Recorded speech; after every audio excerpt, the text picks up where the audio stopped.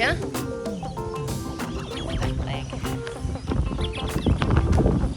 Oh, they all go from the shopping bags into the fridge to go to sleep, and then they go into the freezer for an eternal sleep. After that, some of them go off to Watergum on the Gold Coast to have the glands removed to make them into cane toad lures for the cane toad tadpole traps. Some of them can go into the compost because they make very good compost. Their toxin breaks down in a few days. You can dig a hole and bury them in the yard. They're very good for the soil, or you can pop them in the waste.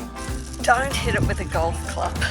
Cane toads don't squirt poison, but they do ooze it from their from the toxin glands behind their eyes and ear area. If you hit them with a golf club, even though we're at the Boonah Golf Club, you could actually rupture the gland, and that can spread the poison. You don't know where it's going to land. A native creature could come along and pick it up. Yeah, we don't recommend the golf club. I joined the Toad Busters because I care about biodiversity, and I know that they take over a lot of the habitats in Australia. They were introduced and it was a wrong thing to do, and so we're just correcting one of those things that needs to be correcting. This is our second year being involved with the Great Cane Toad Bust.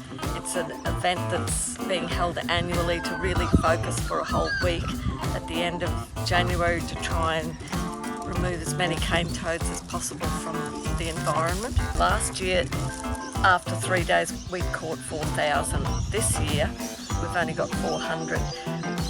I'd like to think it was because of what we did last year, but I actually think it's the weather.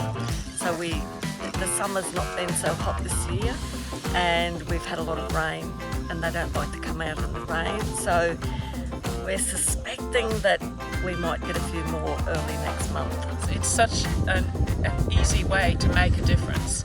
We've heard from experts that it's actually possible to interrupt the breeding cycle of the toad just by doing what we're doing, which is collecting toads. It's also a lot of fun. We go out at night in big groups and make a big deal of counting how many toads we've got. It's got its fun side, that's for sure.